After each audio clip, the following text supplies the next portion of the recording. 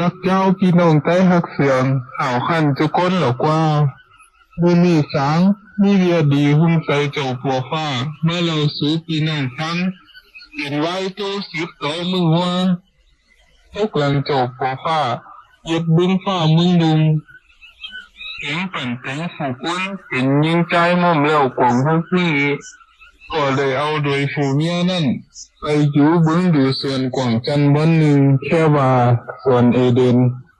ซึ่งบ่เศร้าบ่ให้กินมาหนึ่งปอหู้ดีหู้ให้กินเจ้าไหลเศร้าจี้ตายว่าตัวพกสีซาตานได้เอาคอสังนี่มาเลี้ยเศร้าให้เยฟิตความเจ้าปัวฟ้าโดยผู้เมียอาดามเอวาได้ตกหวังเนื้อกินมาหนึ่งปอหู้ดีหู้ให้ย้อนเบี้ยนี่